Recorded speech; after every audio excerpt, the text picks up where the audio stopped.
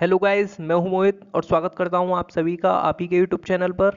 और आज की वीडियो बेहद खास रहने वाली है क्योंकि आज की इस वीडियो में हम डिस्कस करने वाले हैं लिफ्टिंग ऑफ कॉर्पोरेट व्हील के बारे में, यानी कि समामिलन के आवरण या पर्दे को उठाने के बारे में। देखिए, अगर मैं बात करता हूं आज के इस वीडियो के एजेंडे की, तो सबसे पहले हम डिस्कस करेंगे कि इंट्रोडक्शन, उसके बाद में हम डिस्कस करेंगे प्रिंसिपल ऑफ कॉर्पोरेट व्हील के बारे में। क्योंकि चाहे आप बीकॉम से हैं, चाहे आप एलएलबी से हैं, अक्सर एग्जाम में प्रश्न पूछ लिया जाता है कंपनी लॉ के पेपर में कि उन परिस्थितियों का वर्णन कीजिए जिसमें किसी कंपनी के निगमित आवरण को हटाया जा सकता है तथा कंपनी के पृथक विधिक अस्तित्व को नकारा जा सकता है। और ये इस तरीके का जो प्रश्न पूछा जाता है हमेशा लॉन्ग में पूछा जाता है। तो आइए आज का वीडियो शुरू करते हैं। देखिए, आपने शायद एक गाना सुना हो, काफ़ी पॉपुलर है कि पर्दे में रहने दो, पर्दा ना उठाओ, पर्दा जो उठ गया तो भेद खुल जाएगा, अल्लाह मेरी तौबा, अल्लाह मेरी तौबा। यानी कुल मिलाकर के, जैसे कि हमने पहले भी डिस्कस करा था कि पहले भी हमने आपको बताया था कि कंपनी एक वैधानिक कृत्रिम व्यक्ति है जिसका अपने सदस्यों से पृथक वैधानिक तथा स्थायी अस्तित्व होता है। अर्थात कंपनी का समामेलन हो जाने के पश्चात कंपनी तथा उसके सदस्यों के बीच एक पर्दा होता है जो कि दोनों को एक दूसरे से अलग करता है। और न्यायालय भी इस पर्दे को हटा करके वास्तविक सत्य जानने का प्रयास नहीं करता है। इसे ही निगम आवरण सिद्धांत कहते हैं। मतलब जैसे हमने आपको पहले बताया था कि कंपनी एक वैधानिक कृत्रिम व्यक्ति है जिसका अपने सदस्यों से पृथक वैधानिक अस्तित्व होता है। यानी कि कंपनी अलग और कंपनी के सदस्य अलग, कंपनी अलग, कंपनी के सदस्य अलग, कंपनी अलग, कंपनी के सदस्य अलग, कंपनी अलग, कंपनी के सदस्य अलग। लेकिन काफी सारी परिस्थिति ऐसी भी आती हैं कि जब कंपनी और उसके सदस्यों को अलग अलग ना मान करके एक ही माना जाता है। क्योंकि कंपनी का अर्थ जब हमने पिछली वीडियो लेक्चर में पढ़ा था तो वहां पे हमने ये देखा था कि कंपनी अलग होती है और कंपनी के सदस्य अलग होते हैं। क्यों? क्योंकि जैसे ही कोई कंपनी कंपनीज एक्ट के अंदर रजिस्टर होती है तो कंपनी और कंपनी के सदस्यों के बीच में एक पर्दा खड़ा हो जाता है जो कि कंपनी और उसके सदस्यों को अलग अलग कर देता है। कंपनी अलग, कंपनी के सदस्य अलग। लेकिन कभी कभी क्या होता है कि जो कंपनी के सदस्य होते हैं, कंपनी के जो मेंबर्स होते हैं, वो इसी पर्दे का फायदा उठा करके कंपनी में फ्रॉड वगैरह कर बैठते हैं। तो इस चीज से बचने के लिए कभी कभी लिफ्टिंग ऑफ कॉर्पोरेट बिल करी जाती है, यानी कि इस पर्दे को हटा करके देखा जाता है और ये माना जाता है कि कंपनी और कंपनी के सदस्य अलग अलग न होकर के एक ही हैं। किन किन परिस्थितियों में? निगम आवरण सिद्धांत के प्रमुख अपवाद निम्नलिखित हैं, अर्थात निम्नलिखित 10 परिस्थितियों में कंपनी का आवरण, पर्दा या घूंघट हटाया जा सकता है। सबसे पहला, कपट की दशा में। देखिए, इस समय एग्जाम आपके बड़े ही नजदीक हैं, तो अगर आज इस वीडियो लेक्चर को आप बड़े ही ध्यान से देखते हैं तो आपको ज्यादा दिमाग इस पर लगाने की आवश्यकता नहीं पड़ेगी।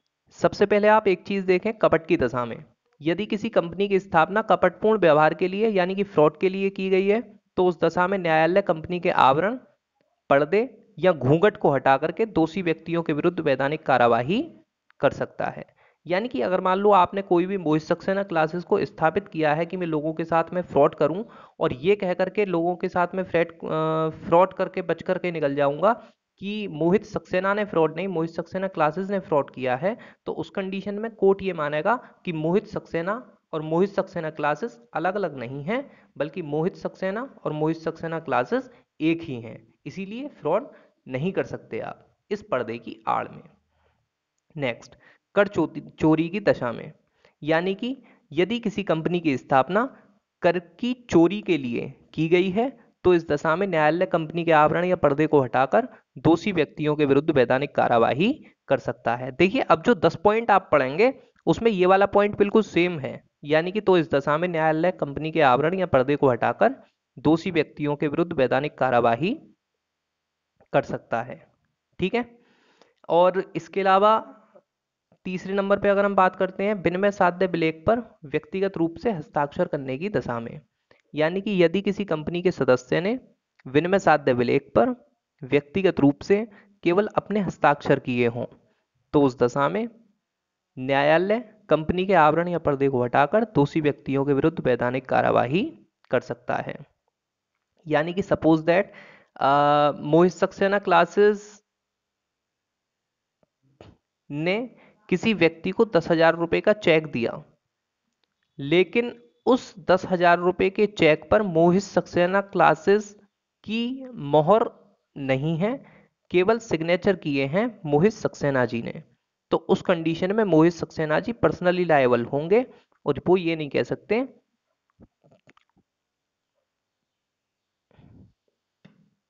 कि ये चेक जो है वो मोहित सक्सेना क्लासेस के नाम से गया है। नेक्स्ट, क्रय विवरण में मिथ्या कथन की दशा में। क्रय विवरण क्या होता है, इसके ऊपर डिटेल में डिस्कशन हम अगली वीडियो में करने वाले हैं, लेकिन मोटे तौर पे आप ये समझ लें क्रय विवरण का मतलब होता है प्रोस्पेक्टस, क्योंकि जब भी आप किसी कॉलेज में एडमिशन लेने के लिए जाते हैं वहां पर भी आपको प्रोस्पेक्टस मिलता है, उसी तरीके से कंपनी का भी अपना एक क्रय विवरण होता है, प्रोस्पेक्टस होता है।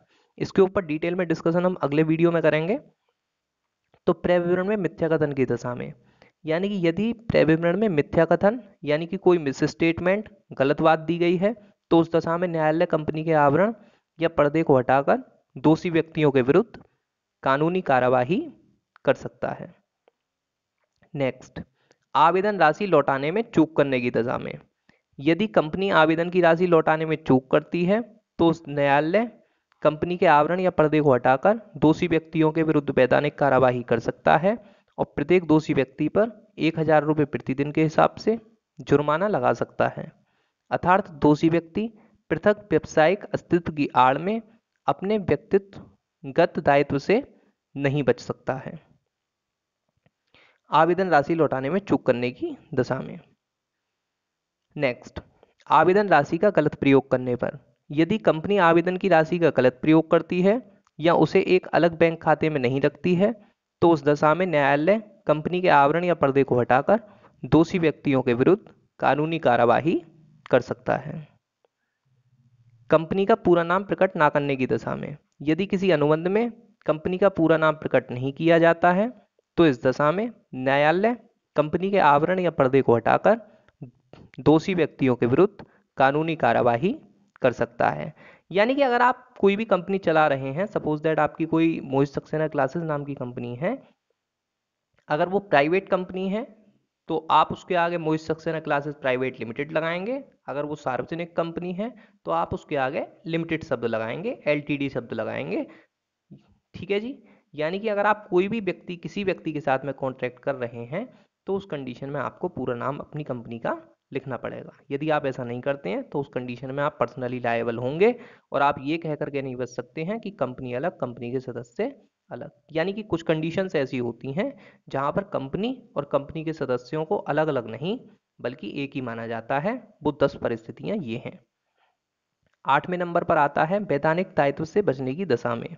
यदि कंपनी की स्थापना वैधानिक दायित्व से बचने के लिए की गई है तो इस दशा में न्यायालय कंपनी के आवरण या पर्दे को हटाकर दोषी व्यक्तियों को विरुद्ध वैधानिक कार्यवाही कर सकता है। कंपनी के शत्रु चरित्र का निर्धारण करने की दशा में। यदि न्यायालय को कंपनी के शत्रु चरित्र का निर्धारण करना हो तो इस दशा में न्यायालय कंपनी के आवरण या पर्दे को हटाकर दोषी व्यक्तियों के विरुद्ध वैधानिक कार्यवाही कर सकता है। 10th एंड लास्ट आता है अधिकार के बाहर कार्य करने की दशा में। यदि कंपनी का संचालक अपने अधिकारों के बाहर कार्य करता है तो इस दशा में न्यायालय कंपनी के आवरण या पर्दे को हटाकर दोषी व्यक्तियों के विरुद्ध कानूनी कार्यवाही कर सकता है। देखिए, इसके ऊपर और भी ज़्यादा डिटेल डिस्कशन हो सकता था। इस वीडियो में हमने इस चैप्टर में जो ये क्वेश्चन दिया हुआ है निगम आवरण के सिद्धांत वाला, इसके ऊपर ज़्यादा डिटेल डिस्कशन इसलिए नहीं किया है क्योंकि परीक्षाएं नज़दीक हैं, और भी वीडियोस अपलोड करनी है। आई होप कि अगर आप इस वीडियो में जितनी भी चीज़ें बताई गई हैं उनके स्क्रीनशॉट ले लेते हैं और उन चीज़ों को अपनी कॉपी पे लिख लेते हैं और बाद में उसे बार बार टाइम एक दो बार रिवाइज करते हैं तो आई होप कि ये क्वेश्चन आपको याद हो जाएगा। और संभावना ये है कि इस प्रकार के जो प्रश्न अक्सर पूछे जाते हैं, चाहे वो बीकॉम की परीक्षा हो चाहे वो एलएलबी की परीक्षा हो, अक्सर लॉन्ग में पूछा जाता है। धन्यवाद, मिलते हैं आपसे अगली वीडियो में, तब तक के लिए बाय बाय।